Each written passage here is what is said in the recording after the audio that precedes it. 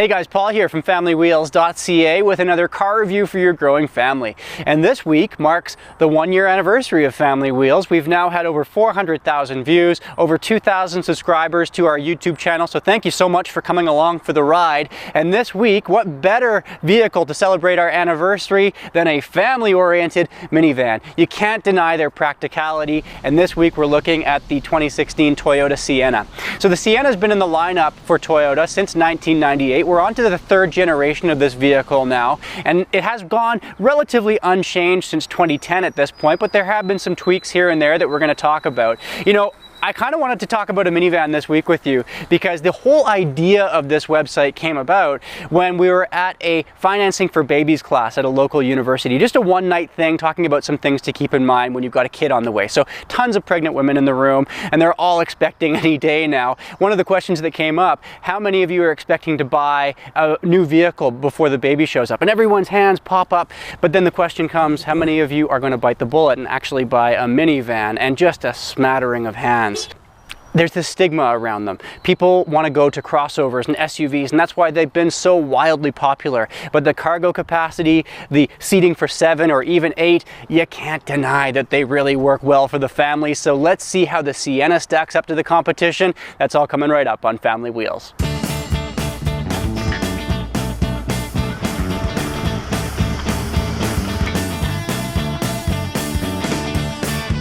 You know, I already see the size of these bags. Well, despite that minivan phobia that some people have, the Sienna continues to be a very strong seller for Toyota in Canada. In fact, it's the 4th best-selling vehicle in this country for the company. The RAV4 is the only SUV that sells above the Sienna, in fact, and that's the top-selling vehicle for the company. And then the Corolla and Camry round out the top 3, and we have the Sienna in the 4th place position. Now, one of the things that makes the Sienna really stand out in the Canadian market is the fact that it's the only minivan that's available to you with all-wheel drive, which I find to be a crazy oversight from the other companies, because you want to be able to drive your family around in the safety of winter with all-wheel drive for that peace of mind. Why the Honda Odyssey, why the Dodge Grand Caravan don't have that as an option is beyond me. But you do have 6 trims available to you in the Sienna, and the lower level trims aren't going to have all-wheel drive on board. You can get into a Sienna for just shy of $32,000, but the price tag climbs rather quickly in those trim levels up to this XLE limited trim with all-wheel drive that we have here today at just shy of $50,000 before tax. One thing that people really like about the Sienna as well is the fact that the materials used feel solid. It feels like a well-made vehicle. Up here, the front dash has some really nice soft touch materials. The dash is stitched. The leather wrapped steering wheel here on our XLE tester feels really nice in my hands, and there are no real cheap plastics around that kind of cheapen the feel of the interior. But I will say that Kia Sedona that I tested for you about a year ago on the program now had a far more refined look here in the front row. This does look rather minivan-ish up here. We've got the traditional sort of, you know, drop away center console that you see in a lot of minivans. The front dash seems kind of haphazard to me. A lot of the buttons just kind of seem to be slapped up on the dashboard. It just doesn't feel like a particularly well thought out center console dashboard area. We look at that compared to that Kia Sedona or the new Chrysler Pacifica, which is coming out for 2017. And if you looked at it and didn't look back, you would really think that you were sitting in a higher end sedan rather than a, you know, traditional family minivan. But one thing that stands out for me from the driver's position in the Sienna are the seats. In the front row, they're very comfortable. I've been on the road actually for a few hours here on a bit of a road trip, and they are very comfortable, and I'd be willing to drive in them all day long for a great big family road trip. Speaking of road trips though, this is something that seemed a little bit strange to me. The mid-range Siennas have a towing capacity, a modest towing capacity of about 3,500 pounds. Go to the bottom level Sienna or this XLE that we're in here today, which has the all-wheel drive and makes the vehicle a little bit heavier, and its towing capacity is only rated to a measly 1,000 pounds. There's really nothing that you could tow with that at all beyond a really small utility trailer. And there are a lot of families that want a vehicle like this with all-wheel drive to have for towing their, family pop-up trailer, just a small tent trailer or something like that behind them for camping trips. Why the towing capacity on this couldn't be a little bit greater, given the fact that it shares a lot of the same DNA with the Toyota Highlander, which is a 7-passenger SUV in the company's line, is beyond me. That Highlander has a tow capacity of 5,000 pounds. Now, when it comes to performance in the Sienna, don't expect to have your socks blown off. It has a 3.5-liter V6 on board, coupled with a 6-speed automatic transmission, and you'd think that that might be enough to give you some oomph, but it's not exhilarating to drive, that's for sure. But it's a minivan, and you can't really get around the fact that they're rather boxy. I think that minivans kind of look like aerodynamic toasters on wheels. That's just kind of their nature. But it's also quite noisy in here as a result. Toyota says that in 2015, they did a fair bit in terms of trying to dampen the noise inside of this vehicle, but it is still quite noisy in here. In fact, our decibel reader on the same stretch of highway at 100 kilometers an hour, the test we always do on our vehicles, reached 68 decibels. That's the loudest vehicle that we've tested since I started this decibel test a couple of months ago on the program. So it's not particularly quiet in here, and you're not going to find that it's really punchy too when you want to give it the beans. But when I get up to highway speed, it cruises perfectly comfortable at 110, 120 kilometers an hour. But your fuel economy, regardless of whether you're on the highway or in the city, is not going to be that impressive. We're seeing about 11.2 liters per 100 kilometers as our average here this week. We're driving mostly on the highway this week as well. Toyota's saying that you should expect about 14.5 liters per 100 kilometers as your average if you're using this as a city driver with the all-wheel drive on board. And that's just really not that great. Maybe consider holding out for the 2017 version of this vehicle, because while it won't be a complete redesign, there is a new drivetrain on the way, which includes an 8-speed automatic transmission and a reconsidered 3.5-liter V6 that should see some better fuel economy numbers and maybe a little bit more power as well. So as I was saying, you can get into a Sienna for about $32,000, and there are some standard features right off the hop that I like to see on the base model Sienna that you're going to get on any trim of this vehicle. And those include a backup camera, which is handy considering the fact that, these are fairly large vehicles. It's nice to have that back there. However, the backup camera is pretty grainy and seems kind of old school compared to some of the higher end backup cameras that I've been seeing coming out.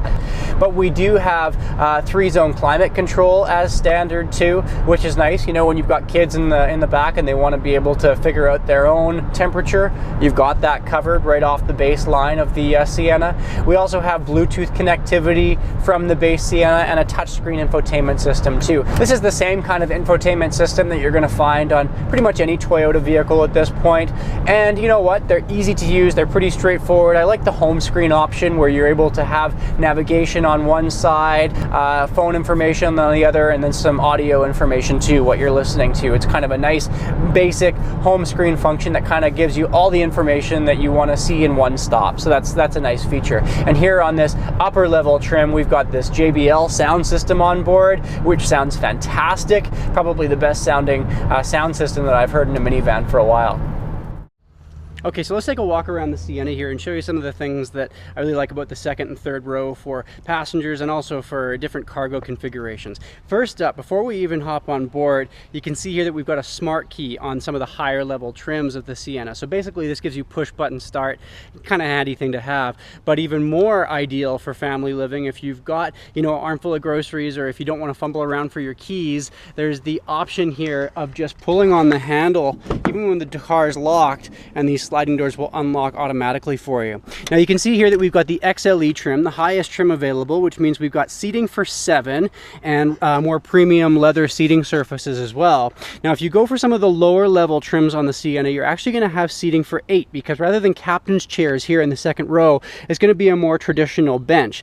And then that's what we have in the third row, regardless of the trim, a more traditional bench seating kind of format. Now one thing that's driving me nuts here, this leather is quite durable. comfortable, but for some reason Toyota has opted to put these perforations in the second row. Now, we've talked about these before, looking sporty and kind of cool, but I mean, for family living, for spills and cleanups, this is a disaster to keep clean. All these pores clog up and it's a real challenge. So why they put those into a family-oriented vehicle in the second row, I have no idea, but here in the third row, fortunately, we don't have that there at least.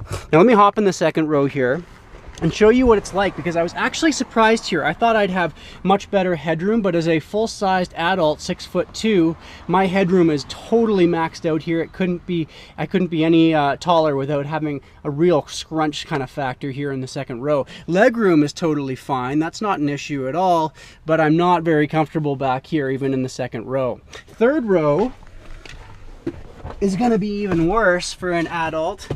It's the headroom that's the real issue here. I am having to kind of scrunch down here in the third row, but legroom surprisingly good here for third row passengers. One other note about the second and third row: if you're getting a minivan like this, there's a pretty good chance that you're going to wonder about car seats and how well they fit back here. Certainly a rear-facing car seat is going to fit without issue, without affecting legroom for the front passengers much at all in this second row. However, rear-facing car seats in the third row are going to really jam up the second row passengers. Once you get into front-facing car seats, booster seats, a total non-issue regardless of which row they're sitting in. But Toyota has been docked by the Insurance Institute for Highway Safety for its latching systems on the Sienna. I mean, they'll hold your car seat just fine, but actually getting them latched into place, they're very buried, and it can be a challenge. So if you're going to be constantly taking your car seat in and out of here, maybe take it along with you to the dealership when you're taking this for a test drive and try and put that car seat in yourself, because it is a little bit of a pain. Now let's talk about cargo capacity here. When I look at the back, one thing I wasn't crazy about too is that as a full-size adult, I kind of have to duck down to get underneath this big back door. It'd be nice if it was just a little bit higher. And then when we look at the back cargo area here, when you've got that third row up, there's this great big deep trench back here, which means that you can fit a really amazing amount of gear in this area when you've got that third row up. However, the family dog, not going to be very comfortable back there, and it's also going to be really hard for you to check up on that dog because it's so deep down. She's not going to be able to put her head up here like our dog does, and you're not going to be able to keep an eye on her. So that's something you might want to keep in mind if you've got a family dog. In terms of flipping this third row down, it's a really straightforward process. One hand, I can flip it down just like so, and it folds right into the floor. So this is the same kind of stow and go system that I was talking about with the Grand Caravan, but in the third row, not the second row. You flip this down, and all of a sudden you've got a fairly flat and pretty impressive, expansive amount of cargo capacity available to you here with the Sienna. So no real huge changes for 2016 in the Sienna. We have to look back to 2015 to see that this new, slightly more refined interior was brought into play, this quieter ride, and of course the improved chassis as well. Some weld points were improved upon. But you know what, aside from the fact that this is an all-wheel drive minivan, which makes it stand out, and of course the fact that when resale time comes with a vehicle like the Sienna, it's got that Toyota name badge, so you're going to get a lot more for this when you go to resell it than you say would with a Dodge Grand Caravan. I'm not blown away by this car. In fact, I kind of feel like we need a Franken minivan right now on the Canadian market that takes a bunch of the different features that we see from all of the different minivans out there right now and puts them into one. Things like the improved headroom in the Honda Odyssey, for example, in that second row, the stow and go seating from the Dodge Grand Caravan, the more improved sedan-like front row and dashboard on the Kia Sedona. Then we'd be talking. And I think that 2017 could see that vehicle coming onto the market, because that Chrysler Pacifica, I haven't had a chance to drive it yet, but it looks fantastic. What I've read so far sounds really slick. So I want to get behind the wheel of that in the next couple of months for you, and we'll put it through its paces. Until then, you can let us know what your thoughts are on the Sienna by leaving a comment below. And hey, we're a year deep now into Family Wheels, so I'd love to hear your comments as well about what you'd like to see more of, less of. Feel free to get in touch, and I'd love to have you join the ranks too and subscribe. Please do that while you're at it. Next week on the program, we are taking it from the sublime to the ridiculous. We're testing out a Ford Mustang GT. People have asked me before, can a sports car or a coupe work for family living? And we're going to find out next week on the show. I'm excited to get behind the wheel of that car. That's in about 7 days from now. Until then, make sure to check out familywheels.ca and have a great week.